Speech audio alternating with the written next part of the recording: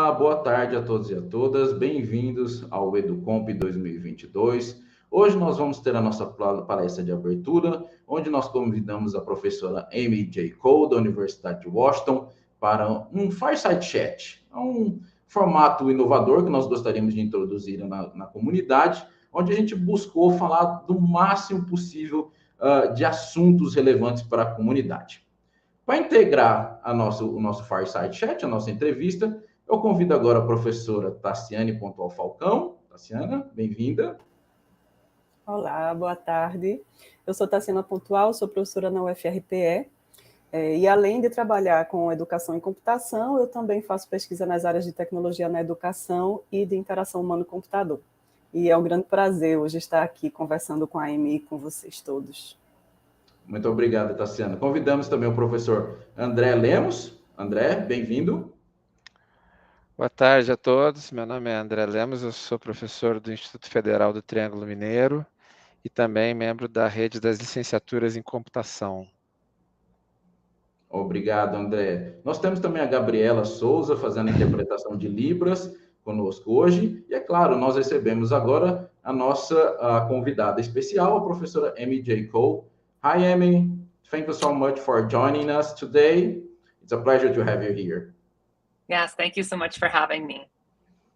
Ok. So, now, agora eu vou falar um pouco da estrutura, como é que vai funcionar esse Fireside Chat. Então, agora, tá, nos primeiros minutos, nós vamos assistir a entrevista que nós gravamos com a Amy, ok? A ideia dessa entrevista é que nós discutimos vários assuntos. Lá no Discord você pode ver o card onde nós colocamos os assuntos que nós estamos discutindo, ok? E nós vamos fazer 30 minutos de apresentação dessa entrevista. Pense nela como um teaser, onde vocês podem conhecer os assuntos que nós estamos trabalhando nessa entrevista e já colocar as perguntas que vocês têm para a Amy, tá, no chat. Após esses 30 primeiros minutos, nós vamos parar a entrevista e vamos entrar ao vivo para conversar com a Amy, ok? Só lembrando que vocês podem pôr suas perguntas tanto no YouTube quanto no nosso canal no Discord, preferencialmente em português, que nós vamos fazer a tradução simultânea, ok? Muito obrigado, espero que vocês gostem desse começo dessa entrevista e lembrando que vocês podem fazer qualquer tipo de questão nos assuntos que nós abordamos ou queremos abordar ou que vocês têm interesse. Muito obrigado.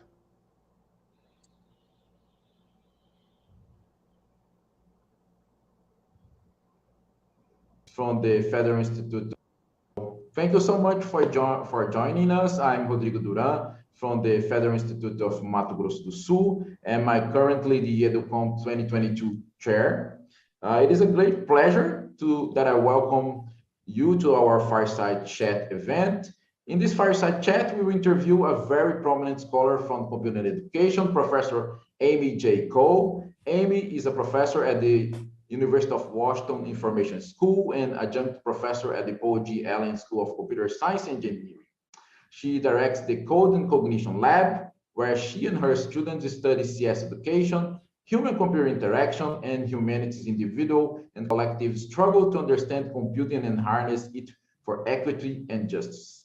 Amy is an accomplished scholar in many areas such as HCI, software engineering, and computing education, and she is the current editor-in-chief of the ACM Transactions on Computing Education, and she's past chair of ICER and was recently nominated to the SIGCSE Academy. Joining us in this interview, we have Tassiana Falcão from Universidade Federal Rural de Pernambuco and André Lemos from the Instituto Federal do Triângulo Mineiro. Both are members from the EduComp 2022 Program Committee. So, hi, Amy. Thank you so much for accepting our invitation and receiving us in this Fireside Chat. And we have a very warm welcome from Brazil. So, how are you? And our first question is, who is Amy J. Cole?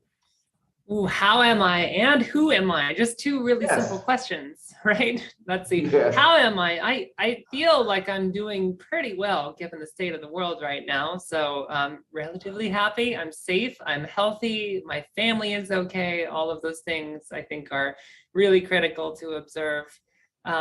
Who am I is probably a harder question.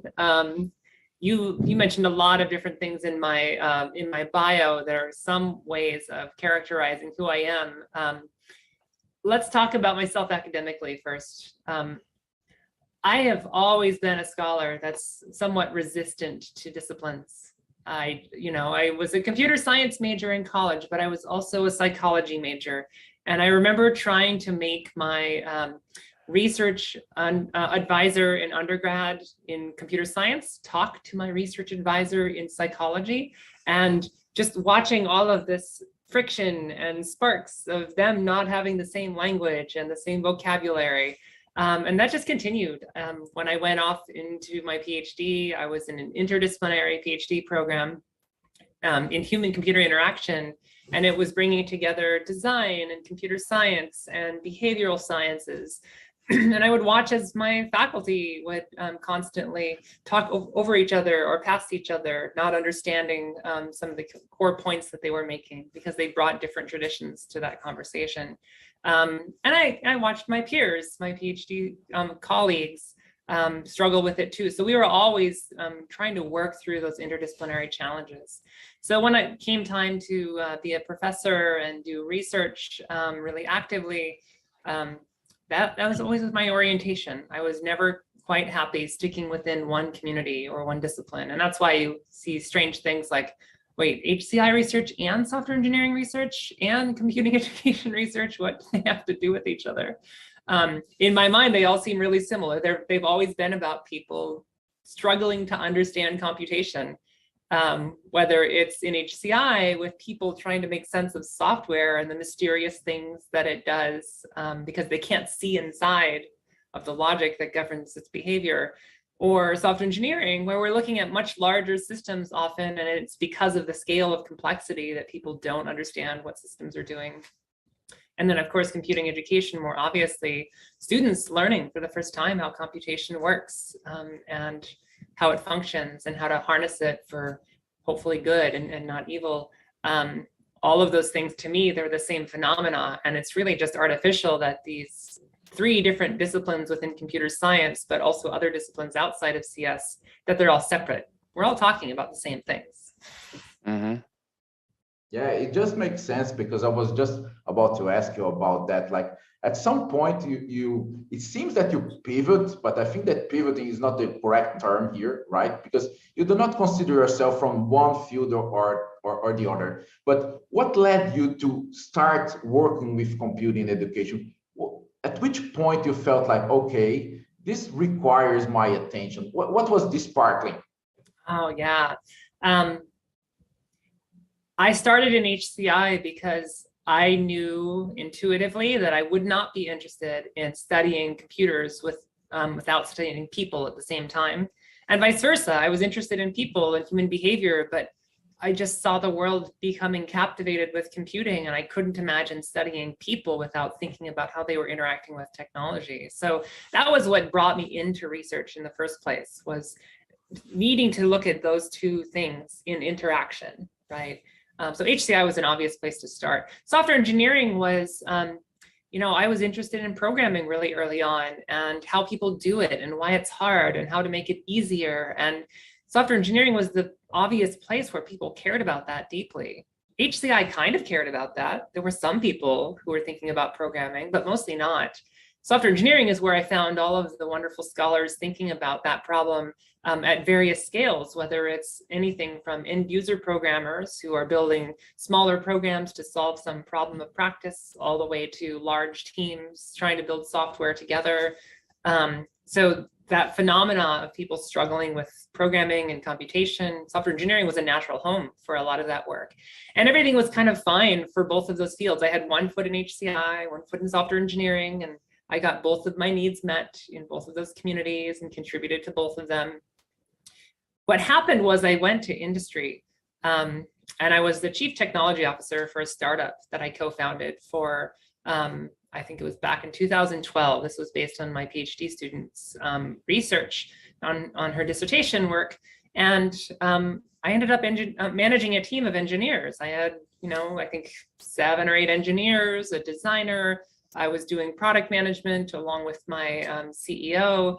And as I watched them work, and as I tried to make my team productive, and I thought about all of the research that I'd done and all of the questions that we asked in software engineering and HCI, it struck me that I was dealing with the low order bits, right? Like making people a little bit faster, one tool at a time. And what I found the big gap was people's knowledge, their skills, the way they thought about problems, the way that they chose to work with each other. And all of those were obviously learning problems. If I couldn't teach them how to work differently, how to think about problems differently, I couldn't make them more productive. It didn't matter which tool I gave them. And so I just really got interested after that startup in thinking about all of the problems of productivity and errors and debugging from the perspective of learning and teaching instead of tools and productivity. It's very interesting because software engineering is usually done as if we know what we're doing, but because we keep these human factors by the side as if they were not important, and then you realize that this has to change, has to be seen in a different way, maybe. Yeah, I might characterize how we think about software engineering as we like to pretend that we know what we're doing. Yeah. Right? There's a whole culture of hiding that we don't know what we're doing, or hiding that we're not fully confident in what we've engineered, right? There's a lot of overconfidence in the community. As an example from my startup, I remember when my team was migrating to the React framework for building Vue components for front-end websites. There was just this really critical idea about React that was not in the documentation, not anywhere in Stack Overflow. I sent all of my my engineers to a workshop that Facebook was running locally here in Seattle, and they were trying to get people to adopt it. So we were early adopters. And in this workshop, on the first slide of the workshop, they gave this really critical piece of knowledge, right? They gave a mental model for what React was doing that hadn't just been explained anywhere. And suddenly it clicked. All of my engineers knew how to use the API. They were productive with it. They didn't make mistakes. They avoided all of these broken design patterns that they were trying to retrofit onto this component library. So it was things like that where I realized that, yeah, my engineers all feel really confident and they're all writing a lot of code. Is it great code? Not really. They don't seem to be using React properly. It took me a long time to learn React because that documentation didn't have really great instruction in it. So, I started observing how, the high order bit was really how we explain things, how we support people's learning, how we give them feedback. That's what really shapes big changes in productivity.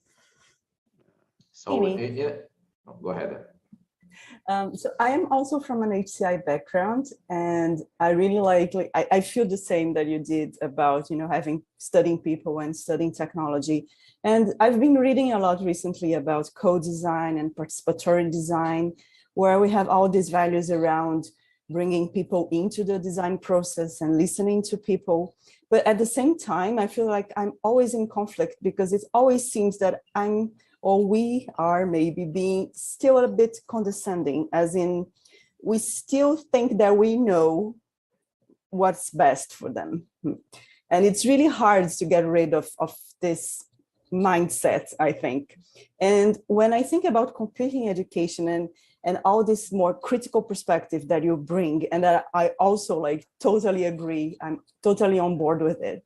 But I keep thinking, if we are not kind of unconsciously doing something similar, as in maybe imposing values that we have, and how do we know if this is something that we should impose to students and maybe demand that they present these critical views or aligned with certain values? Are we doing this in the right way? What's the limit between trying to make them think critically, or am I imposing what I think to students and maybe making them uncomfortable or being a bit oppressing them in some ways? Yeah, it's such a fundamental question for what it means to teach, right? It's really at the core of what we think teaching is. And I think it does depend a lot on context, right? If you're talking about students, I think that's a different thing than these examples I was giving about my engineering team, right?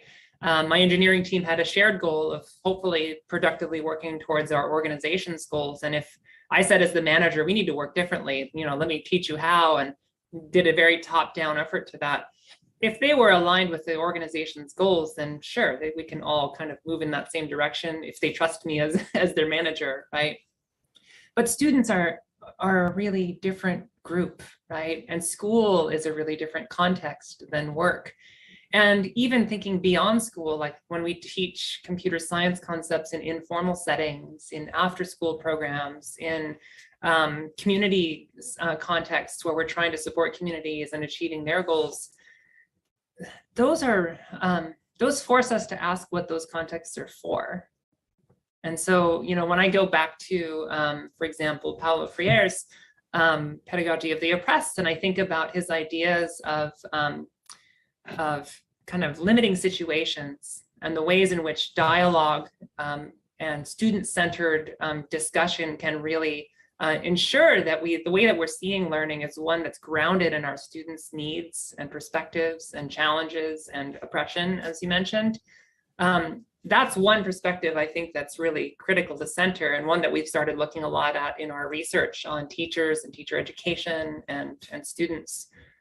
And then at the same time, there's this other tension, like if you bring some of those critical questions to students and you really center their perspectives, but they don't have critical consciousness about their context or their world, what role do you play as a teacher to open that world to them without falling into that same trap of kind of imposing your own viewpoints on how you see the world, right? So I think that's the tension. And I think that's something that Freire's work didn't really tackle. He said, we need to center student perspectives and we need to help them liberate themselves. But what do you do as a teacher in that context to crack open the world and let students see it without imposing your views? And I still struggle with that a lot, right? How do you bring a counter narrative to a learning space, for example, and offer it to students, but not impose it upon them? What if the world works this way? What if it works this other way? And then of course there's expertise too, right? Like sometimes we know how the world works and we want to tell students that it works that way. And that's in contrast too, I think, to centering their perspectives. Yeah, Freire has always struggled with making his proposal work within the confines of the educational system. He even was a secretary of education of São Paulo, and towards the end of his career, and it was always I think that we share this dilemma of how do we act as teachers, working with freedom and creativity and within the structures that limit us sometimes. And we have to students may feel disoriented, as you say, and it's really challenging. I think the structure of the school is something that we have to always negotiate our way through. Yeah, you use this word disoriented, right? And I think that's a really important one to focus on, because I think that potentially the way that Paulo would have talked about that disorientation is as a kind of productive disorientation. Yeah. Right? Where does it come from? It comes from suddenly seeing that there are these structures around you that don't serve you, and no longer feeling like they're there to support you because you believe they're there to not support you, but then having nothing on the other side to catch you. We did this study this summer, one of my PhD students, Jane Everson, and one of my undergraduate researchers, Megumi Kiluva, and we created some of that disorientation. And what it led to is us needing to create new structure for them. And the new structure was very much wrapped around this summer high school program that the students were in was oppressive. And it turned into a class where we were rejecting the structures, rejecting the policies, creating our own new policies that students wanted, and having a teacher play the role of actively supporting that resistance too, advocating on behalf of the students. So it was disorienting for us too. And realizing you have to be strategic about every step of the way, about how you deal with this, not going too far or you'll get hurt.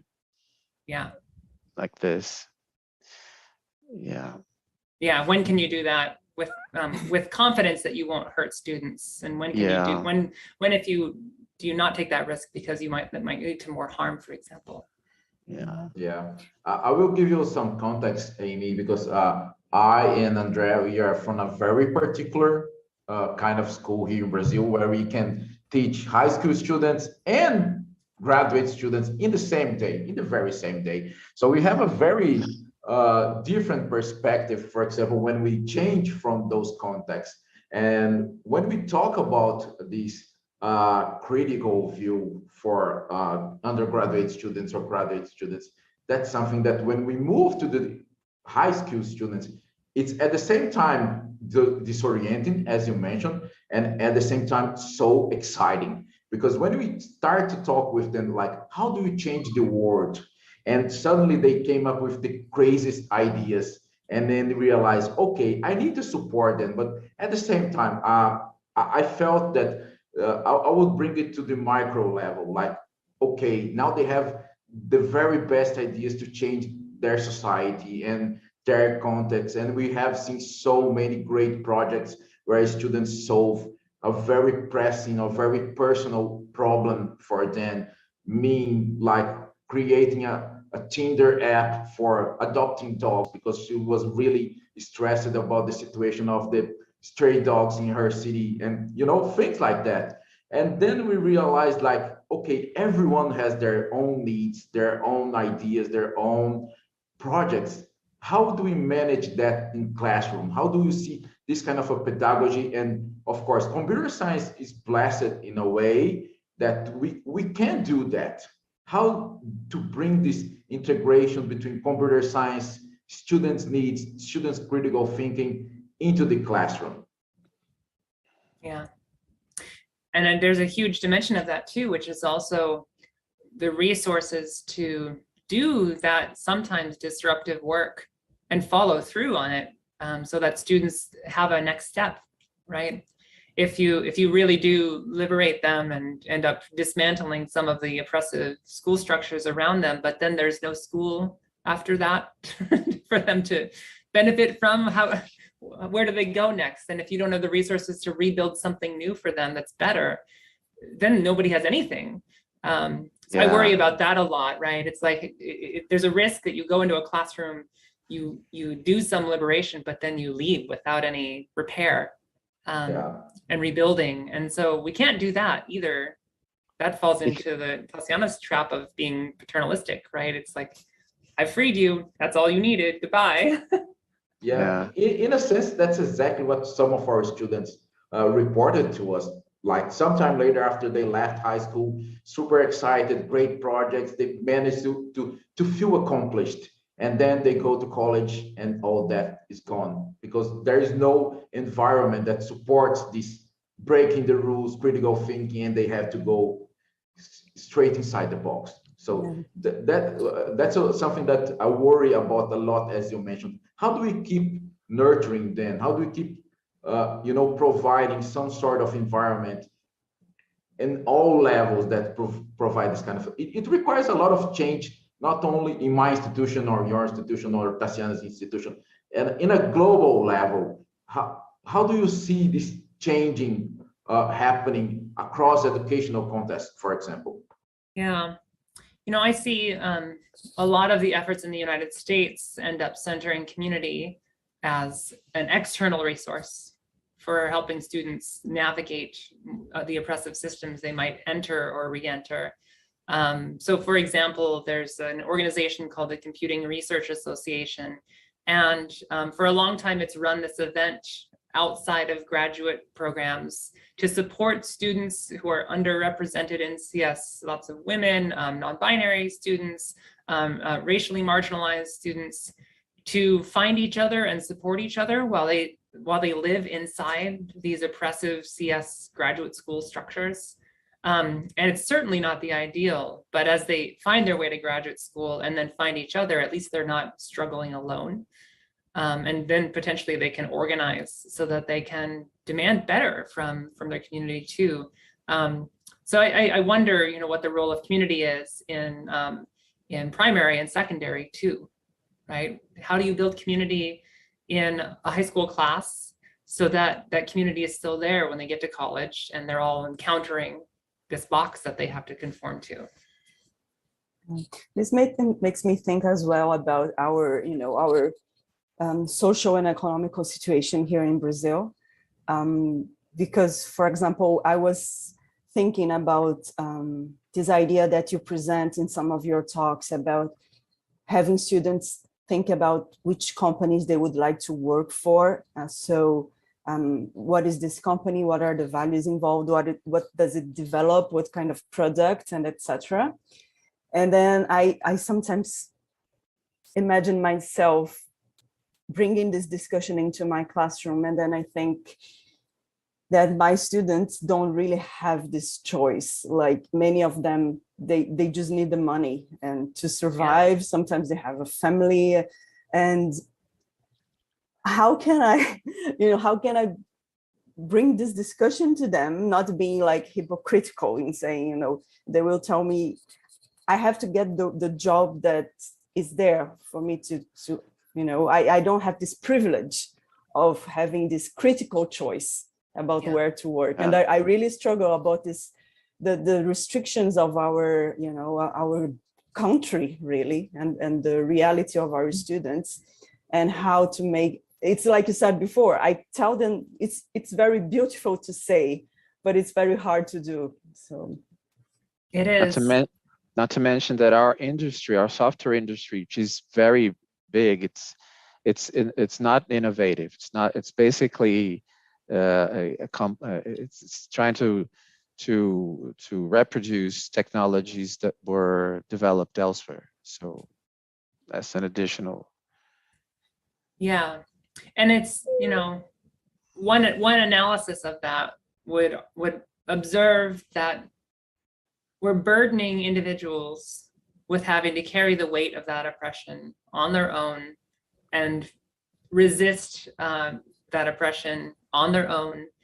And community certainly is one way to survive that. But the reality is that it's our broader systems, our governments, for example, that put that burden on individuals. If organizations were held accountable to make sure that students, no matter who they are, can thrive inside of an organization, not have to build things that harm themselves and their families and their communities and so on, still get compensated well, even if they choose to work for a not-for-profit or a government. If those things were in place, these pressures wouldn't be on individual students. They'd have the freedom to choose something that's aligned with their values. But we have economic systems that force those choices on them. Yeah. Talking about systems, like many of the scholars that we have nowadays working in computer and education, they came from other fields. But nowadays we have increasingly more number of PhD students that actually did their research on computing education. Like they already came from PhD programs interested in computing education. How do you see the landscape, the professional landscape for computing education? Do we belong to CS departments, education departments? Can we foresee a computing education department in the near future? How do you see this landscape? Yeah, that's a great question, and something I certainly think a lot about as somebody who graduates a lot of PhD students who studied computing education from day one. I think we have a lot to learn from our peers in other discipline-based education research communities. So math education, physics education, English education, there's all of these other communities that have been trying to tackle these challenges for many years. And one thing that I think is really clear is that it's not an either, it's a both. So it's not that there are math education researchers either in math departments or in education schools. It's often that it's both. Some institutions will have maybe more in one than the other, or maybe none if they decide that it's not worth investing in. But it only really works when you bring those two disciplines together. And that goes back to the point I was making earlier when I was introducing myself about being sort of anti-disciplinary. It is artificial that people who study education and people who study math don't talk to each other. There should be plenty of room for people who study the intersection of those two without them feeling like they have no home, and that they have no power inside of either of those disciplines. It's just an accident of, I think, academia and how we've structured it and resourced it and built buildings to house us, that we end up with some of these boundaries between these disciplines. Now that's a very idealistic way of characterizing where I want the field to go. Where I think it's going is interesting in a very disciplinary way. So I see computer science departments, for example, having a culture of not invented here. This idea that, well, we didn't make this, so we'll make our own version of this. And I think that's leading to a lot of CS departments saying, wait, people are doing education research about how to teach computer science. That's our thing. we need to be part of that conversation, right? We need to have our experts doing that work. So I'm seeing an opening of that space in CS departments because of again, maybe this culture of overconfidence, like, well, we know better, right? So let's go find our experts and bring them in-house, and we will have computing education researchers working in CS to do this work. I'm much more skeptical that colleges and schools of education will take up computing education in any near future, because so much of what drives their hiring and their research activities and their resources are what is taught in schools. And CS is not yet taught in schools in a lot of places in the world. That's still an emerging thing. So that will come in time, I think, as CS finds its way into schools. Then colleges of education will realize, this is happening. There are people with this expertise. There's demand for teachers. Maybe that will follow over time. We're certainly following that model here. I think that, we're finding pockets for computing education in unexpected places, like my information school. Maybe we'll hire in computer science soon. And then our College of Education will feel like they're missing out. Like, wait, why is CS doing all of the teacher education?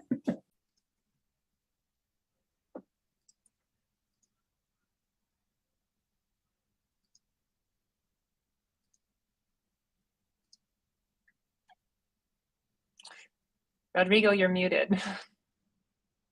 Thank you, Amy. You're saving my life.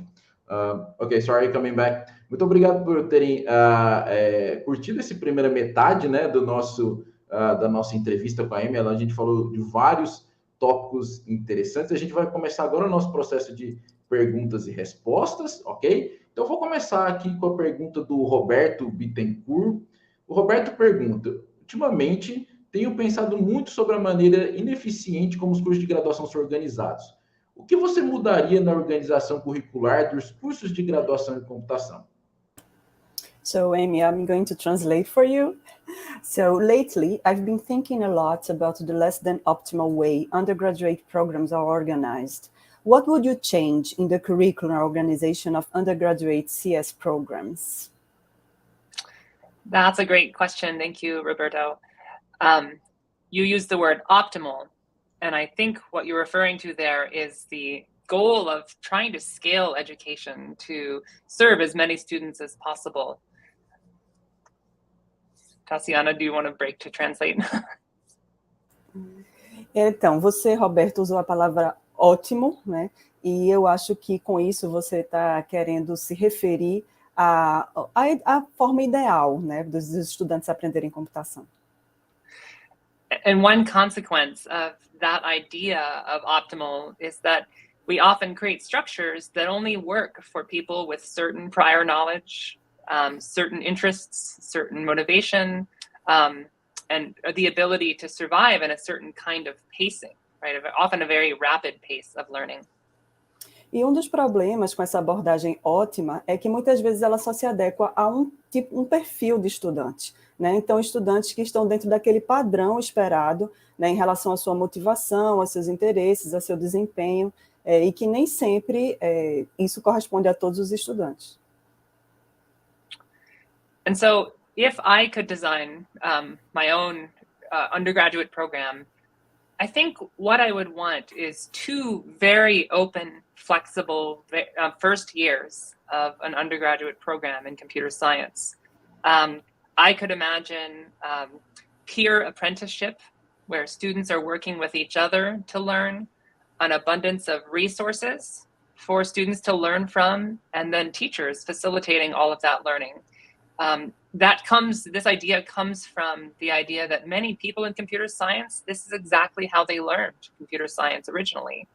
They had freedom, they had flexibility, they did not have rigid timelines for learning, and that's how they thrived. So we should offer that to everybody. Se eu fosse projetar o meu próprio curso de graduação em ciência da computação, eu optaria por uma estrutura o mais aberta e flexível possível, né? De forma que os estudantes pudessem aprender em pares, pudessem ter vários recursos à sua disposição durante esse processo de aprendizagem e que os professores fossem mediadores nesse processo. Afinal de contas, é assim que muita gente aprende computação, né? É tendo acesso a esse tipo de ambiente aberto, flexível e com muitos recursos que muitas pessoas conseguiram aprender computação, falando de ambientes até não formais de aprendizagem. Obviously, that's a big change, so. E é uma grande mudança, obviamente. Thank you, Amy. Agora a gente vai proceder para a próxima pergunta. Antes da pergunta da Ana Paula, que eu vou tentar resumir melhor aqui para a audiência, eu vou fazer a pergunta da professora Mirela Moro. Como aliviar a opressão quando a percebemos em estudantes de nossas turmas de graduação? So this question is about oppression. So how can we alleviate the oppression that when we perceive it in our students in class? How can we make it like less? I think one of the greatest challenges about that is understanding what capacity our classrooms can have for care and for love. I've seen classrooms that are oriented towards opening space for discussing oppression. And when the teachers and the other students don't have an orientation towards care and love, it can actually do great harm to some students and make things worse. And I think that's a big challenge for teachers and for other students in a classroom to remember that classrooms have to be spaces where people can feel safe in many different ways. Safe physically, safe emotionally, but also safe in their broader community. Without starting with that, I think if there's a danger that classrooms do greater harm than good. Então, ela acha que a primeira coisa é se assegurar de que aquela turma, né, ela está aberta, ela tem uma capacidade para o cuidado e o amor. Porque, às vezes, quando se abrem esses espaços de discussão para questionar questões opressoras, se aquele grupo não tiver aberto, né, não tiver aberto à discussão de uma forma carinhosa, de uma forma acolhedora, isso pode acabar machucando as pessoas. Então, pode acabar sendo até pior, né, por ferir algumas pessoas que deveriam, na verdade, ter o espaço ali educacional como um ambiente seguro, tanto emocionalmente quanto fisicamente. And then if you can create that safe space, there's an even greater challenge that comes, which is the next step is often creating relationships between students and other students, between students and teachers, between students and other people in a broader community, to create support systems and other broader systems of care. And that's often something we don't prepare teachers to do, to facilitate the creation of new relationships. And I think that's an overlooked challenge, I think, in dealing with oppression in classrooms, especially in computer science, where we might think of learning as strictly about transmitting skills and concepts, and not so much creating new communities and new relationships between students who are receiving oppression and others that can care for them. E se esse espaço for criado, aparece um desafio ainda maior, que é tratar dos relacionamentos entre os estudantes, do professor com os estudantes, e também pensando na própria comunidade, de uma forma mais ampla, né? E isso leva à criação de sistemas de suporte, né, para as pessoas, na universidade, mas até também fora da universidade, e os professores de computação, muitas vezes, eles não estão preparados para isso, eles não são formados para isso. Muitas vezes o nosso foco como professores de computação é na abordagem bastante técnica, então nos conceitos, nas competências, e muitas vezes deixamos de lado esse grande desafio que é tratar dos relacionamentos entre as pessoas e dos sistemas de suporte e cuidado. Ok, obrigado. Eu vou tentar resumir a pergunta da professora Ana. Então, a professora Ana Paula disse o seguinte, que ela acredita que uma forma melhor de usar as ferramentas é quando nós compreendemos essas ferramentas. Mas hoje em dia as ferramentas têm se tornado tão complexas que está ficando muito difícil entender como elas realmente funcionam e a gente acaba perdendo alguma coisa no caminho. Como lidar com isso? So this question is about using tools because the person who asked thinks that she likes to understand how a software tool works when she's using it. But she said maybe she's getting old, but she's finding it harder and harder to understand the tools that she uses. And then the question is how to overcome, how to deal with the complexity, the increasing complexity of technology as it, goes farther away from our comprehension. That's a great question. I have the same experience of the ever-increasing complexity of the languages and tools and editors that we use. I often ask myself as a teacher, what is the value of understanding to a student or even to myself?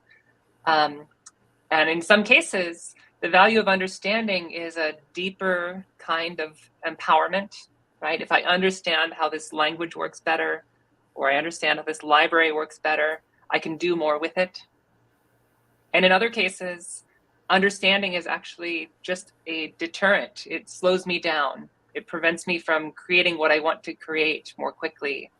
And sometimes that understanding is something best left for later or even never. And so I try to think often for my students, when is understanding appropriate? When is it valuable to them? When does it align with their goals and values? Amy tem uma experiência parecida. Ela tem sentido esse distanciamento, essa maior dificuldade de compreender todas as tecnologias. E ela se pergunta qual é o valor de compreender tudo, né? Então, às vezes, o valor está no empoderamento. Então, o fato de eu compreender melhor me permite criar mais a partir dessas ferramentas, né? Talvez modificá-las. Então, eu posso fazer mais com as ferramentas se eu compreender como elas funcionam.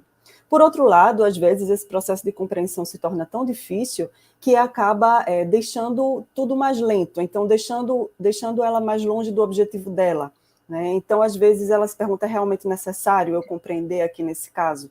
E aí, em relação aos alunos, ela tem tenta ter esse mesmo raciocínio, né, de quando é realmente necessário ou benéfico uma compreensão plena do funcionamento daquela ferramenta. Perfeito. Agora temos uma pergunta da Beatriz Silva. Qual é o papel das universidades em fazer o aluno sair da caixa? So the question is, how can universities help students come out of the box? I don't know if this is the expression in English, but it's like thinking outside the box, right? So having a broader thinking. There's such a big challenge there. We have started doing research to investigate this problem. This was with high school students, not university students. But I find the same thing is true of university students. There are so many structures in their education system, so many expectations, so many norms, testing, grades, all of these phenomena. And they come to a classroom that wants to open up that box and to create more space for expansive thinking or critical thinking. And they are afraid. They're afraid to leave those norms, afraid to leave those other systems. They're afraid that they might be punished if they do. And so we've learned over time in our research and in our teaching that we have to very carefully show them that that kind of thinking is safe, at least in our classroom. And it takes time. We taught a 6-week class and it took 4 weeks for them to believe that it was a safe place to think expansively. And then we only had 2 weeks left to do that expansive thinking. Ela até já fez pesquisa nesse tema, né, mas foi na educação básica, nesse tema de como ajudar os alunos a pensar mais criticamente, né, fora da caixa, mas ela percebe que na universidade é um contexto muito parecido. Afinal, os alunos vêm da educação básica para a universidade e eles encontram aquele mesmo contexto muito baseado em notas, em provas, em normas muito rígidas no sistema educacional.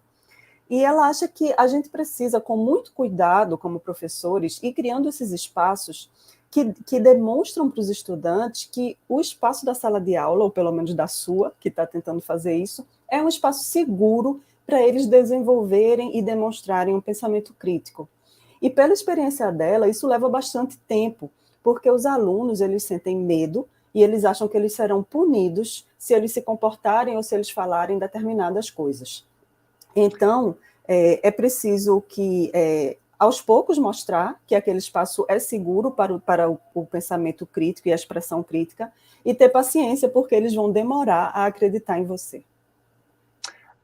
I'll add to that when we teach a 5-year-old or a 10-year-old who has only been in school for a few years, we don't have these problems.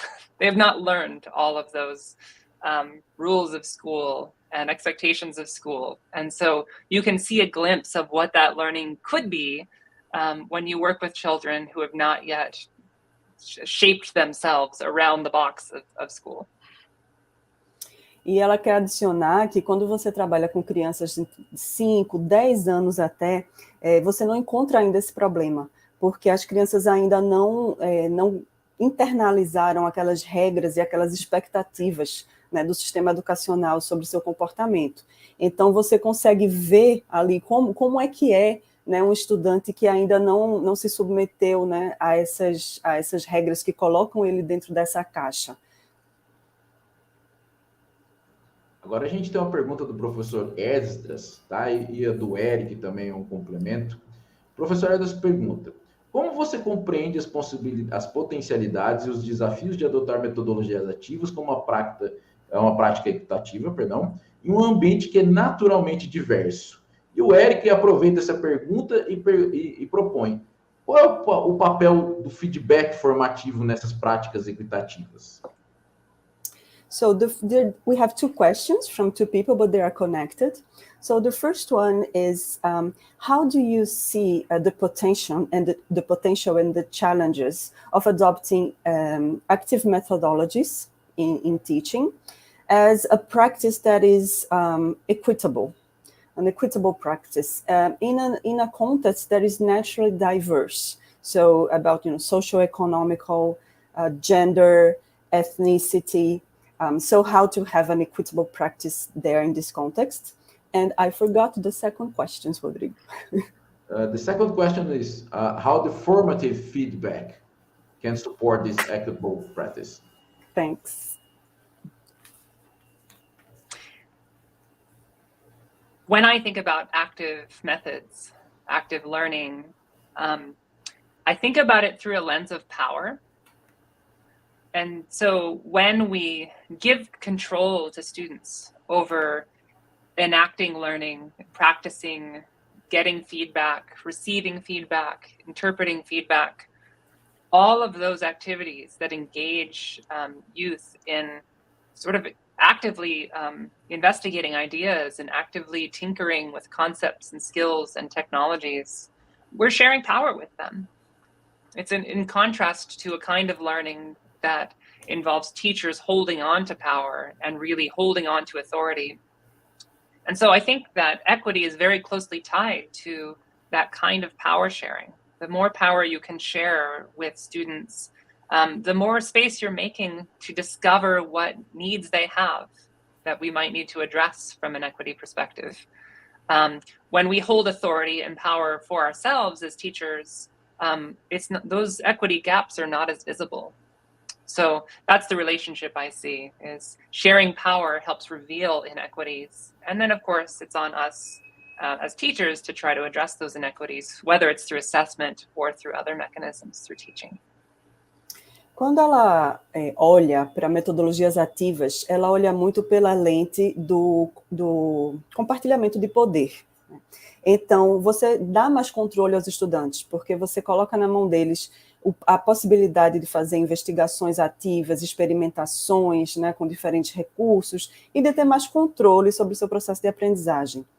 No momento que você compartilha esse poder, você se aproxima mais de um ambiente com equidade, porque quando você mantém a sua autoridade como professor, né, você acaba ignorando muitos gaps que podem haver, muitas lacunas que podem haver entre as necessidades dos seus estudantes. Enquanto que quando você compartilha poder, essas lacunas se tornam mais visíveis. E com isso, o seu papel seria de trabalhar essas lacunas para tentar diminuí-las, né? Então, o fato de você compartilhar poder ajuda você a perceber essas lacunas e ajuda você a criar um ambiente com mais equidade.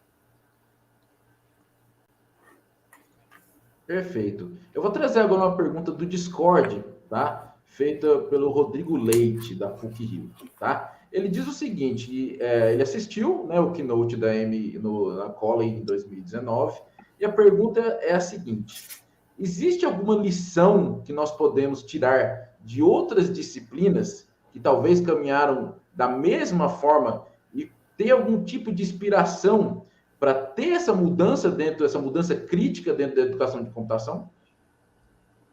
I don't know if you read it, Amy, but the question is, can we take some lessons from other disciplines who have been doing critical thinking and critical teaching for more time? And can we bring some of these things into computer science teaching and learning? Yes, absolutely. And there are many disciplines that have done this learning. Education research more broadly, for example, right? I believe that the broader community of education researchers and learning science researchers, they have focused on critical perspectives for much longer than computing education research has. And so we should take that very close neighbor that we have and learn as much as possible from our colleagues in that space, and really build upon those ideas and hopefully advance them too. There's a partnership there that's necessary. I think there are other disciplines as well. As an example, I was speaking to a person doing similar critical work in the field of nuclear engineering, which you might imagine is just dramatically different than computer science. But every single struggle that I mentioned around making change, she had the exact same struggle in her field, with small disciplinary differences, but the core challenges were very, very similar. So I do not believe that we are uniquely special as a discipline. I do believe there are disciplinary differences we have to account for, but there's much to learn from how other disciplines tackle challenges of critical pedagogy. Bom, com certeza, ela falou, né? E o primeiro exemplo é a educação, que é tão próximo de nós, porque afinal trabalhamos com educação, né? A ciência da educação, as ciências da aprendizagem, elas vêm há muitos anos já trabalhando com o pensamento crítico, com a perspectiva crítica, né? Então, com certeza, nós podemos aprender muito a partir de interação e até de parcerias, né, mais próximas com as pessoas da área de educação. Além disso, ela citou um exemplo de uma interação que ela teve recentemente com uma professora da área de engenharia nuclear, e nesse compartilhamento dos desafios relacionados ao ensino crítico, ela disse que os principais desafios eram exatamente iguais, né? E que a computação não é uma disciplina assim, única e especial. Nós somos uma disciplina como outras disciplinas, e cada uma tem suas particularidades, né? Mas esses desafios mais centrais de como desenvolver o pensamento crítico são muito similares. Então, sim, nós podemos aprender muito com as experiências de outras disciplinas. Vou trazer agora a pergunta do professor Roberto Bittencourt. O Roberto pergunta: o Brasil possui um curso de graduação para formar professores de computação da educação básica. Como é o cenário da formação de professores que você convive e quais os desafios que vocês enfrentam? So here in Brazil, we have an undergrad course that is specific for education of computer science teachers. We have this course for many disciplines, so they have a particular structure that is very connected to the education field as well. So one of them here in Brazil is the course for forming teachers in computer science. So the question is, how do you see this computer science teacher education in your country and in other countries that you might know? Because we think there are not like the same structure of courses that we have here in Brazil as an undergraduate course. So how do you see this? How are we educating teachers to be CS teachers? Yes, there's such major differences between different countries and their strategies for preparing CS teachers for school and for post-secondary as well. In the United States, we have a broader culture of not respecting teachers. We do not pay them very much money. We often have very low standards for their preparation in schools. The amount of turnover for teachers in schools is very high. Many teachers will only teach for 3 years before leaving the profession. And so I view the United States as in crisis in schools right now. So in that broader picture, computer science as a new topic in the field is not thriving. It's very challenging right now to grow access to computer science in schools, because not only do teachers have to face the level of disrespect and the low salaries, but bringing a new topic to a school is also an added expense. A school has to hire a teacher. They have to do that instead of something else often because schools don't have enough money. So that's the United States. Other countries, I think, are faring much better. Ela disse que existem muitas diferenças em relação à formação de professores entre os países. E então ela relatou como tem sido nos Estados Unidos, e lá ela disse que existe uma cultura de não respeitar os professores. Então, os salários são baixos, a formação deles não tem grandes, assim, não se dedicam muito a pensar a formação de professores.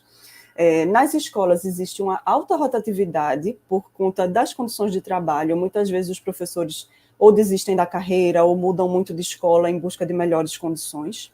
Então, o contexto da formação de professores é muito desafiador, e o contexto da formação de professores de computação é ainda mais desafiador por causa do movimento de inserir computação nas escolas, que não tem uma correspondência na formação de professores. Então, faltam professores de computação para as escolas, não se tem um respeito pela carreira, né? Então não é uma carreira que atrai muita gente, e acaba sendo um grande problema nessa iniciativa de inserir computação nas escolas. As escolas, por outro lado, também não têm muito dinheiro para a contratação de professores, e aí fica essa contradição, né, entre o incentivo à computação na educação básica e a falta de políticas voltadas à formação de professores.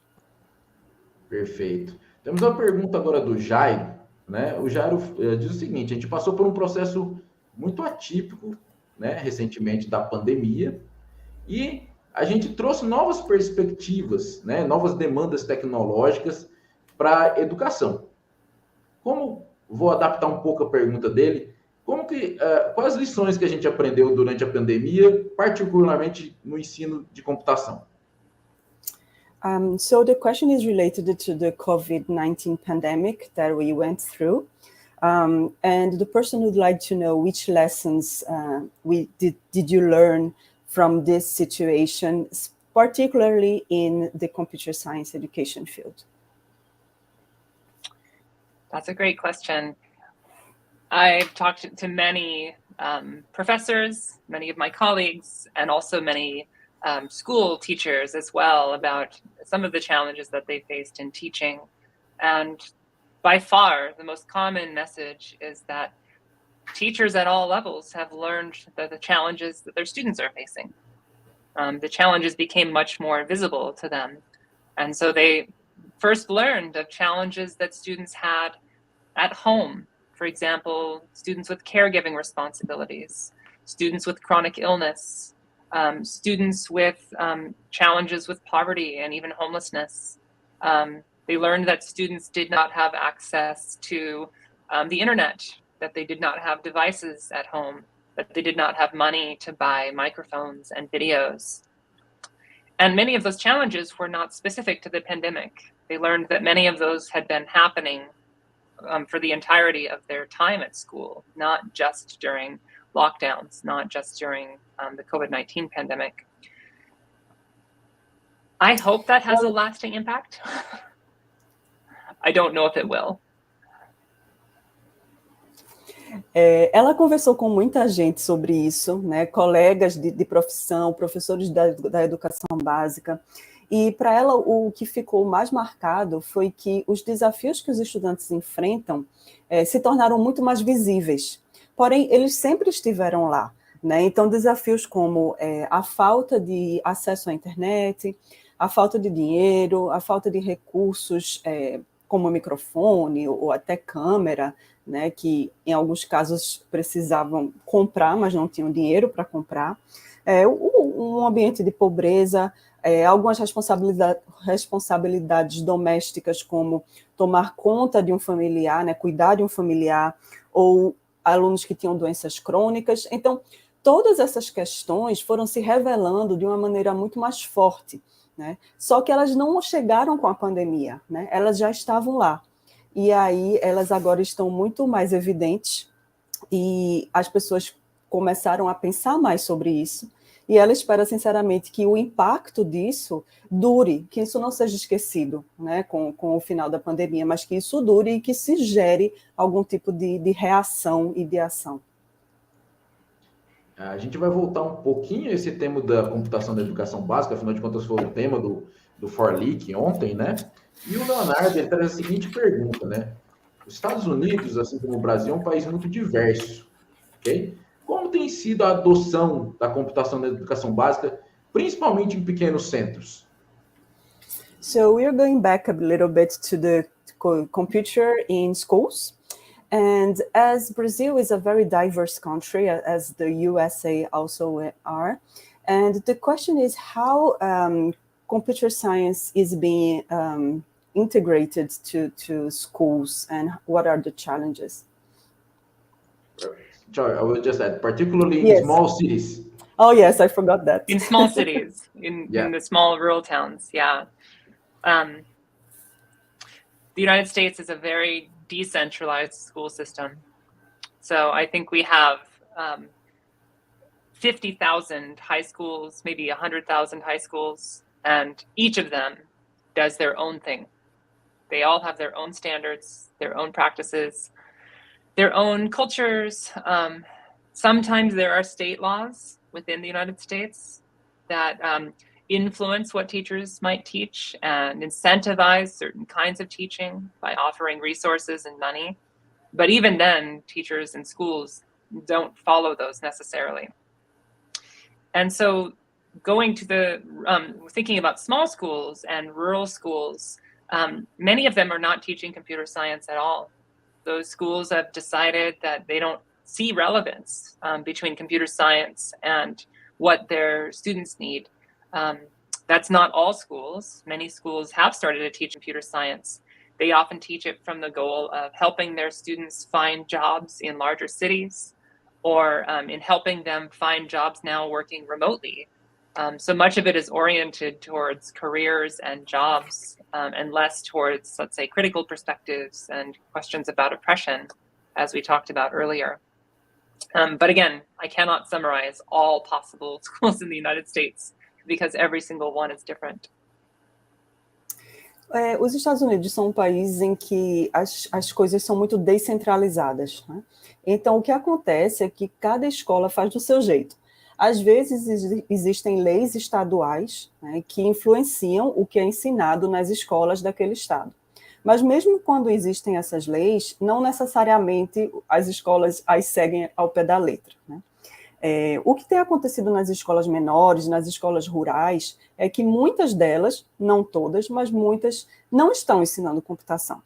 Muitas vezes não se percebe a relevância de ensinar computação aos alunos ali naquele contexto, e aí elas optam por não fazer. Outras fazem, e muitas vezes é um ensino muito orientado à carreira, então, assim, ensinar computação para que a pessoa consiga encontrar um emprego mais facilmente na cidade grande, ou então até um emprego remoto, né? Então, muito mais com essa orientação de encontrar um trabalho do que essa orientação mais crítica de pensar sobre as tecnologias, pensar sobre a não neutralidade, né, sobre a opressão. Esses pontos muitas vezes não são abordados. Ok, temos possivelmente a última pergunta, vamos ver se temos tempo para mais perguntas, mas o professor Whindersson, ele pergunta sobre a tecnologia dentro do ensino de forma geral, né? Então, a gente tem tecnologias adaptativas, que em teoria seriam capazes de adequar diversos conteúdos aos perfis dos estudantes, como suas experiências anteriores, a aprendizagem, recursos. Como hoje vê essas soluções tecnológicas ajudando no processo de inclusão e apoio à diversidade? Você acredita que essas soluções tecnológicas podem ajudar ou não?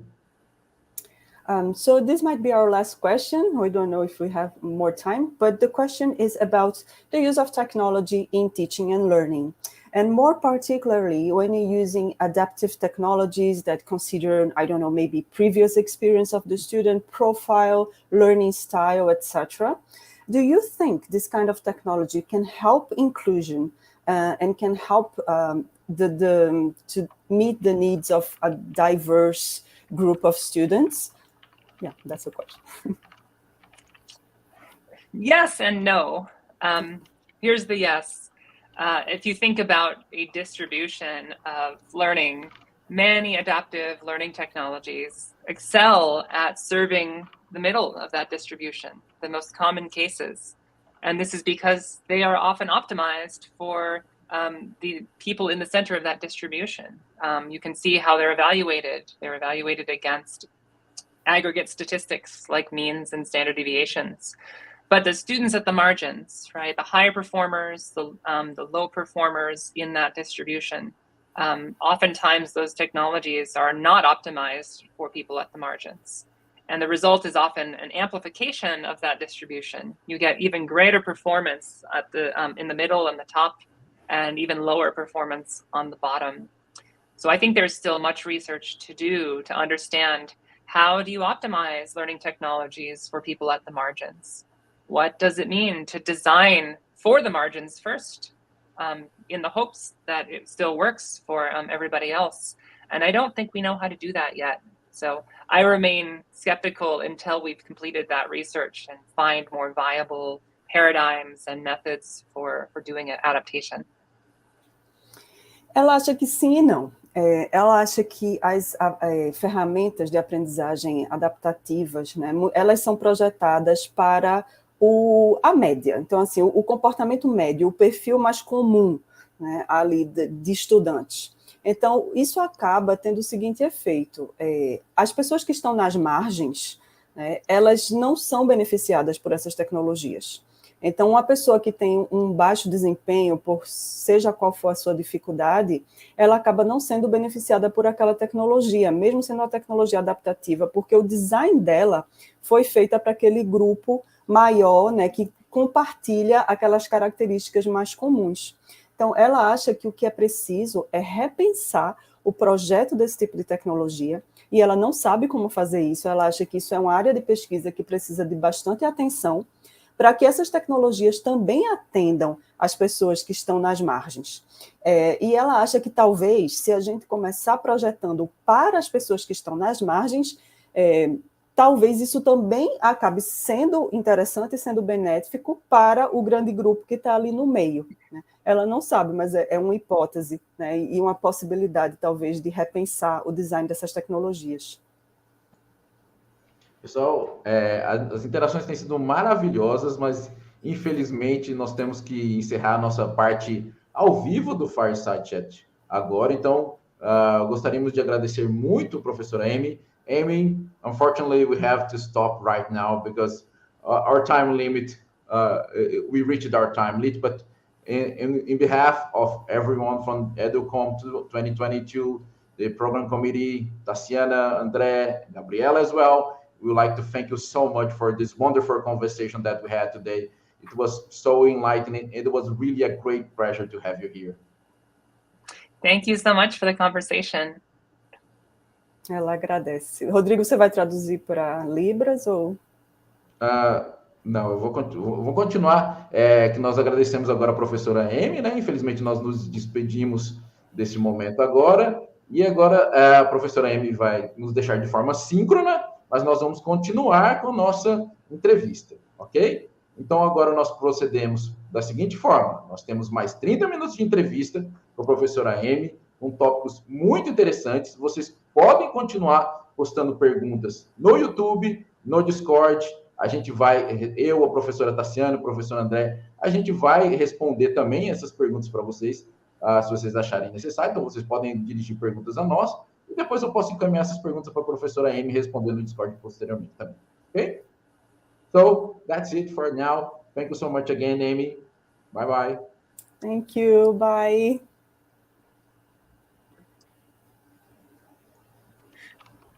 I don't know what they're doing. It needs to happen here.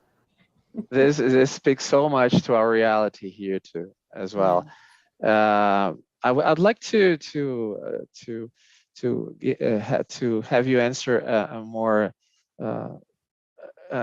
theoretical question, political and theoretical. Schools have been selling Isaac Newton, Galileo, Linnaeus, imperial history and geography, and linguistic and physical discipline for centuries now. For so long, alternative critical approaches have been denied using the same basic argument. Democracy requires homogeneity. Without a common narrative, we cannot function as a society. It is my belief that we CS educators are a different kind of contender to the conventional educational system. We're selling Gödel, Turing, Grace Hopper, Margaret Hamilton to the masses. We're pushing decentralized authority, autonomy, linguistic and physical soft controls, and category theory in disguise, computational thinking. We have the most iconic technology on our side, we believe, but it has a dark side that scientists and engineers have been busy hiding from the public for decades now. At some point, sooner rather than later, this Pandora's box will have to be opened. You seem to be calling for this debate, but it may require a positive vision of the future that can challenge the current dominant narrative without getting as stigmatized as alarmists or utopians. What could that positive vision be?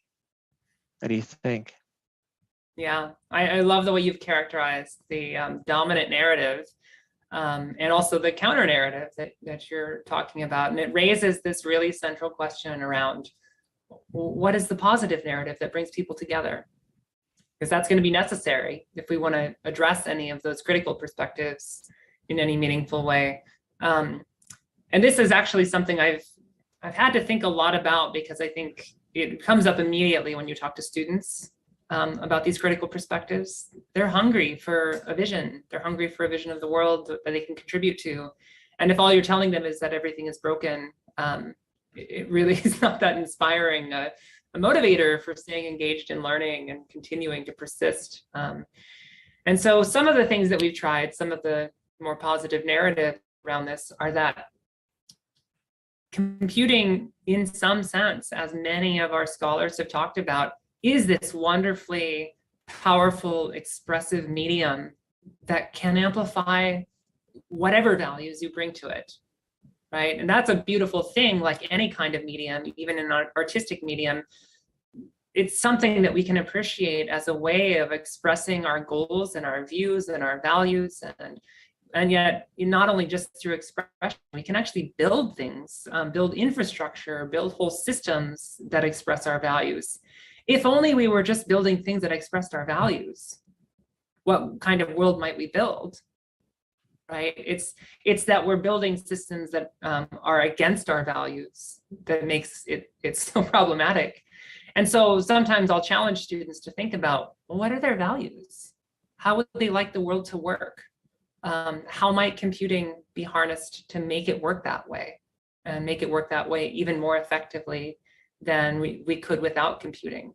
And so it still positions computing as a tool, but it also positions computing as an amplifier of a set of moral perspectives and moral positions that students can develop over time and make commitments to, and then express through that medium in the same way they might through Twitter or YouTube or other media, just computationally.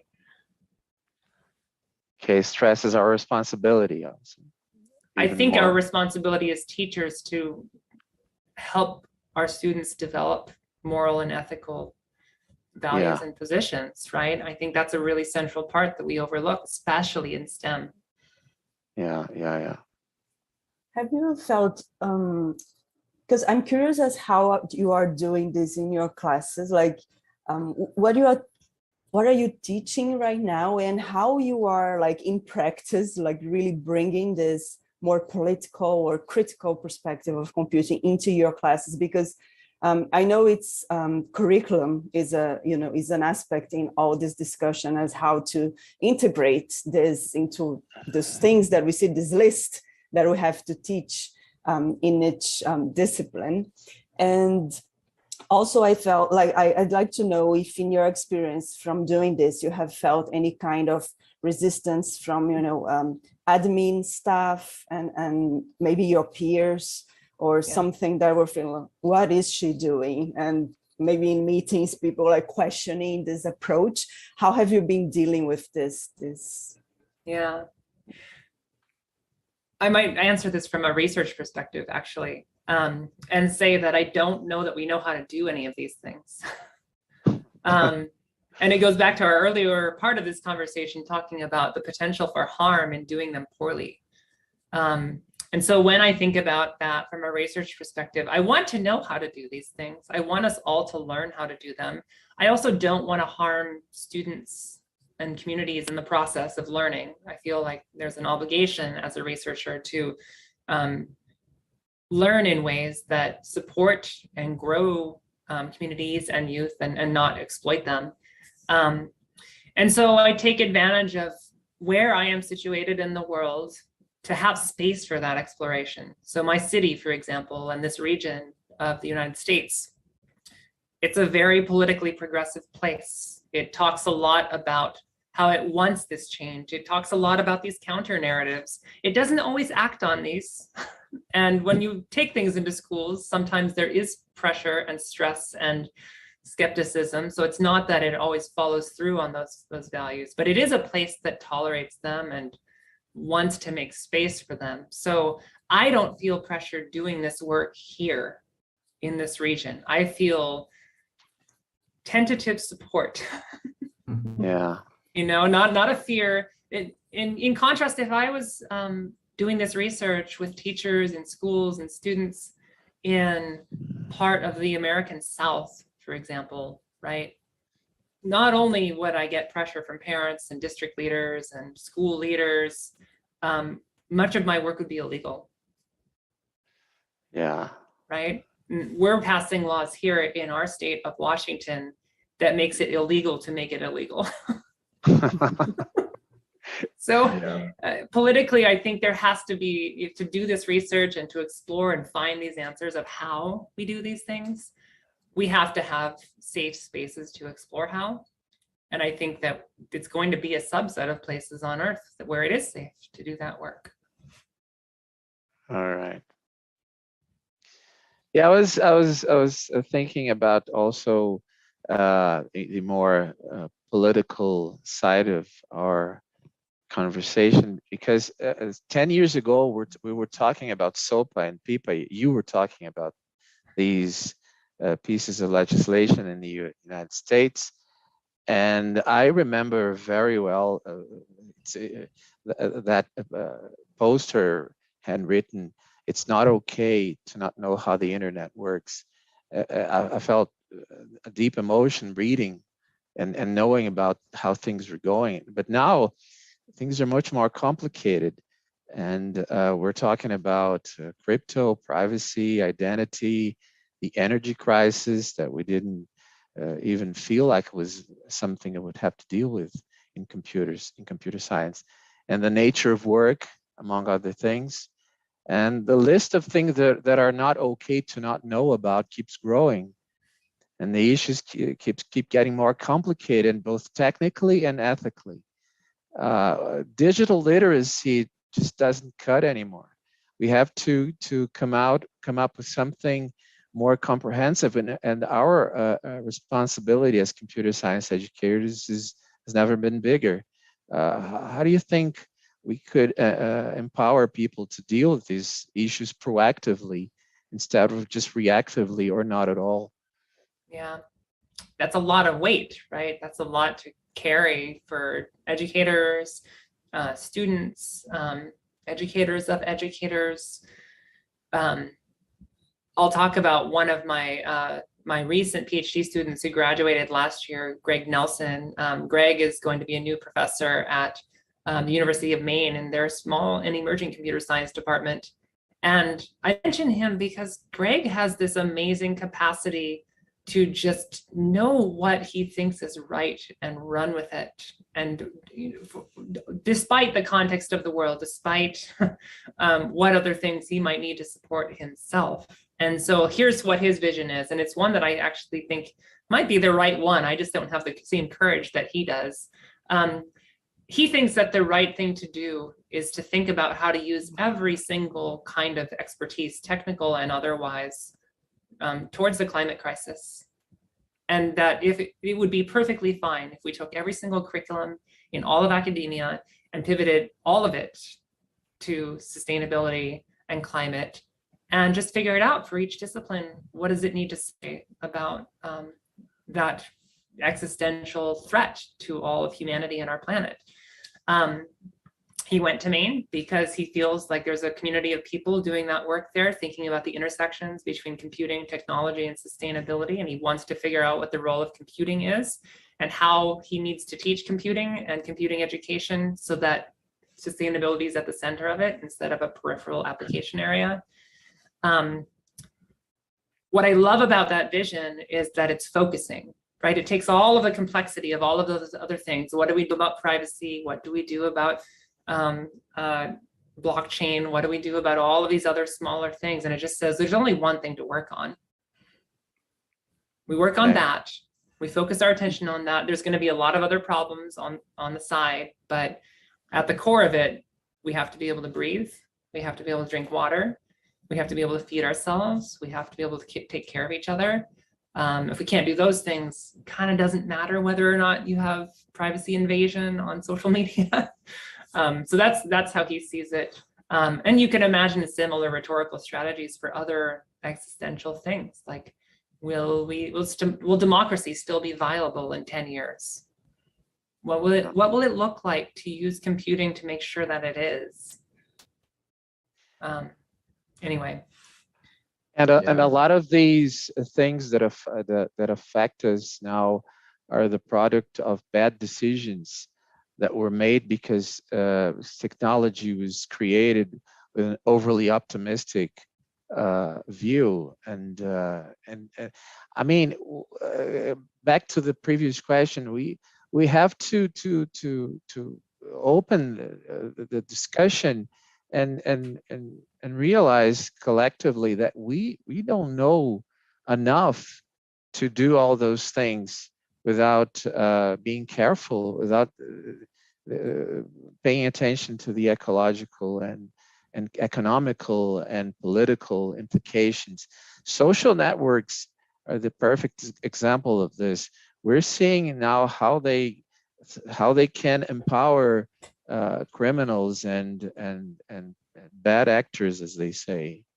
And I confess I didn't realize this 5 years ago. it's very humbling.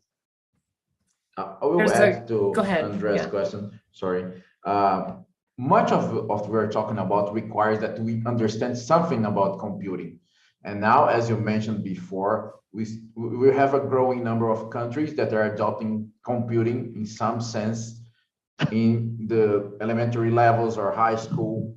Are we moving towards the right direction, or are you afraid that we are being too shallow and we will end up like in another death of barrel? Let's say students don't care about computing because it's just another topic, like they feel sometimes that it's math or chemistry or whatever, and we were wasting a very great chance. Like you mentioned, Greg has a great vision, very focused.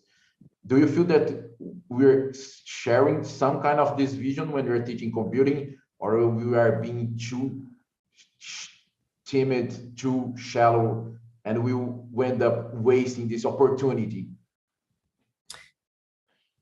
I think we're being too neutral about it, you know, and I think we start from a premise that there are ideas in computing that are somehow general purpose, and that if only we teach these general ideas, that students will go off into the world and find beautiful applications of them, right?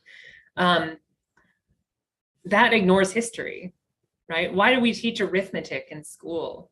We taught it because it had this very concrete, practical value at the time when public schools were emerging, because there weren't calculators and people needed to be able to do arithmetic in order to manage their small business finances, for example, and to work as human computers in places doing lots of computation before there were digital computers. And then, you know, we just sort of decided that somehow arithmetic was fundamental, and it just stayed.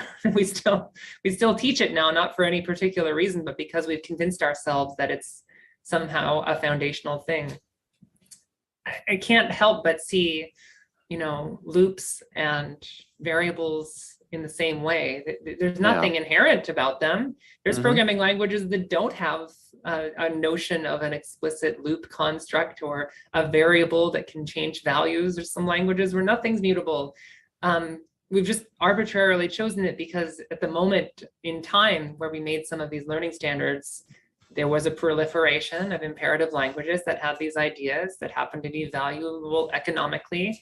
And now we've convinced ourselves that they're foundational. So I view it as somewhat arbitrary. And I feel like we need education systems that can be much more agile in imagining what's relevant and culturally responsive to the students that might be in a classroom. Yeah, this metaphor of algorithmic sequences of instructions, I think it's supposed to be a depiction of programming as a thing that's understandable, orderly, and now we're coming up with some new paradigms. They're not new, but they're coming to the market now, and they're shaking things. I tell my students that maybe someday you won't have to use these abstractions that we all know, we all think computing is, and think about this in totally different terms, and they look at me, the big eyes. And it's very destabilizing, right? It's the same kind of disorientation. I had a student ask in my Foundations of Information class this morning. They said, wait a second, you're saying that there are things, we might not know what's true. And I said, well, yeah, there's a lot of subjectivity in truth. And I gave an example of like, well, we don't really know how to precisely measure a second or exactly how long a second is. That's an instrument that we've developed that has some noise in it. And we roughly know what a second is. And in the same way, it's like, do we know what a programming language is? Well, it can be a lot of things. We made them all up.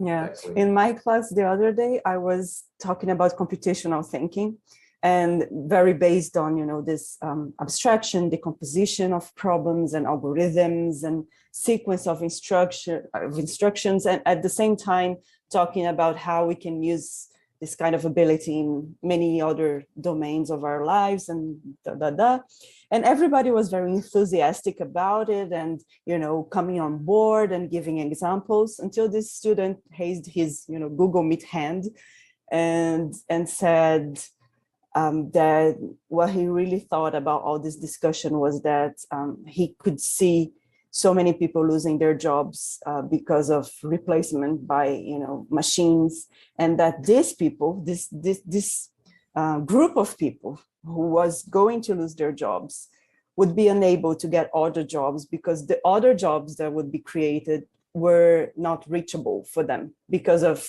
life history, education, and you know, economical conditions again. And he was very, how do you say, emphatic about his point of view, and he insisted on it. And he was very sad. He was very emotional about it. And I was, like you said, I was disoriented. I was disturbed because that's not what I had planned for the class. I was like, yay, computational thinking, it's great, and we all should have it. And he was bringing all these social problems and things that I could see that he had lived, or he knew many people who lived the situation. And his peers were trying to say, it's not like that, come on, and, you know, making him be more optimistic, but nobody could convince him. And I didn't know what to say. That's the truth. And this is maybe would be an opportunity for me to bring the discussion of technology is not neutral and etc., which I feel that I am still learning how to do this and how to take these opportunities and use them for a more political and philosophical and, you know, discussion. And it shows you how quickly a conversation, a discussion can go to really challenging topics, right? Yeah. Like if you had taken one step beyond that and said, you know, what other times in history have we decided to optimize for economic productivity over well-being, for example? Well, oh, wait, that's all of capitalism. And that's ever since, you know, the industrial era from the 19th century. We've been doing this for hundreds of years, optimizing for that particular outcome. How do you have a conversation with them about what you might optimize for instead in society? You know, like the idea that you could be teaching a computer science class and 15 minutes into it be talking about like, oh yeah, what if we organize society for joy instead? What would that look like? Would that involve people losing their jobs? What would the role of computation in a joy-oriented society be? Yeah. Do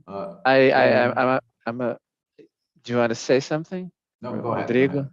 Yeah, please go ahead. I'm a big enthusiast of teaching theory of computation to teachers in computer science, because I work in a teacher education program in computer science, Tatiana as well, and I justify that to them. Why do we have to learn all these Turing machines and stuff? I say that you need to be able to answer the question that a child maybe one day will make you, that can computers do everything? And you have to say, well, no, but let's talk about it. Why is it that they can't do everything, and what can they do, and what do we really know about it? So this is I mean, we're not free to talk about the important things. That's what I'm trying to say. Yeah, well, and I love that example because, you know, in some ways, the scholarly origins of our field was inherently about the limits of computing. Yeah. Right. And then what irony that the modern form of our scholarly community is about pretending that there aren't limits. Yeah. And really and there's a lot of marketing money devoted to convince people that computers are really magic and that they can solve all problems. Yeah. I would love a vision that just says, well, they can solve a lot of problems. It's just we're not solving the problems that matter. Let's go solve those problems that matter. It's probably a useful tool for some of those things.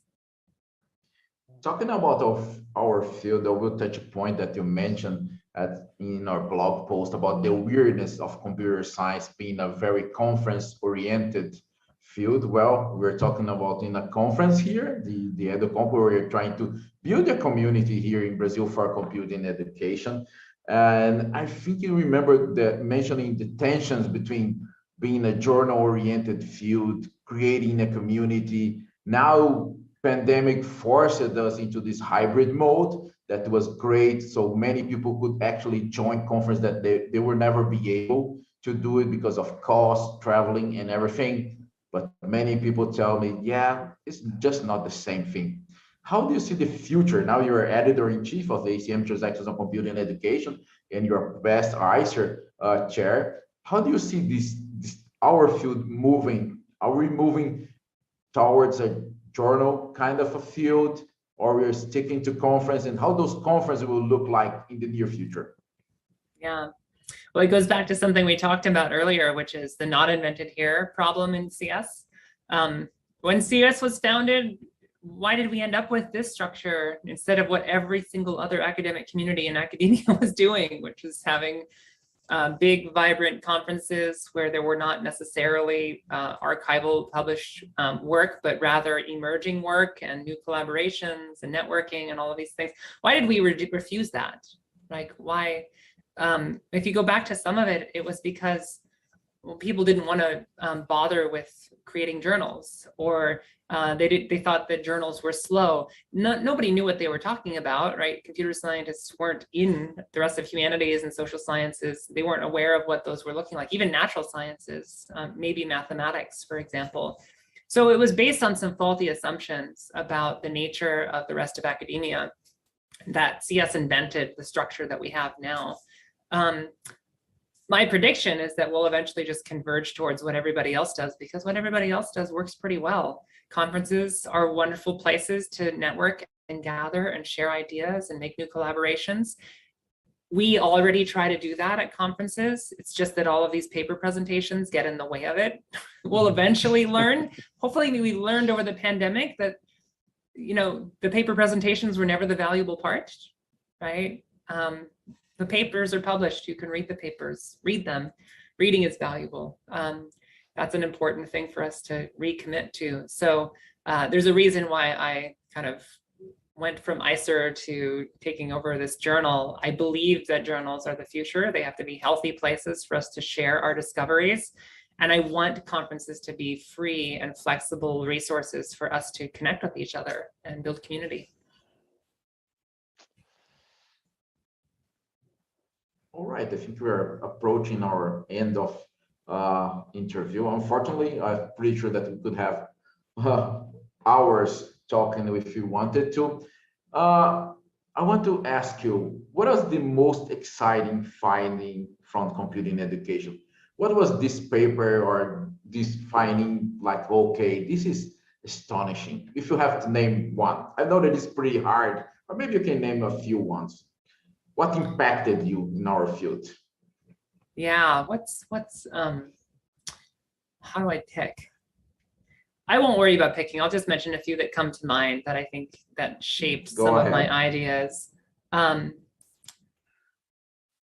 of these ideas I've been sharing about, you know, there's nothing particularly special about the curriculum that we have, that a lot of it is arbitrary, right?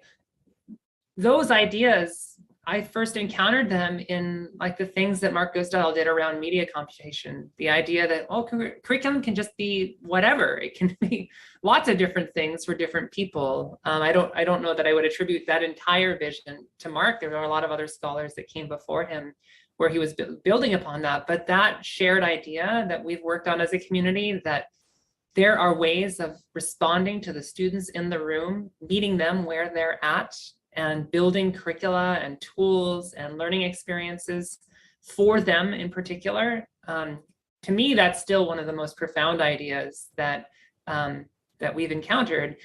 And I say that it's profound partly because there's so many other disciplines within academia and within school that still don't do that, right? It's still so much of this banking model of, we're all gonna read this book, and there's going to be some questions about it, and there's some right answers to it. That's just not what learning is. That's not where students start when they come into the class. It's not what they bring to class. So I love that our field has kind of, in some ways, fully embraced that, at least in a scholarly sense, and said, let's figure out how to do these things, even if much of our field is still focused on like the top-down higher education model that is very rigid. I think we have the capacity to kind of blow up the whole thing, send a bunch of teachers into schools who are doing all of these wild, interesting, creative approaches to teaching and learning, and shocking the rest of the teachers in school with all of these ideas. So I'd love to see that play out over the next couple of decades, and let us see us make that world together.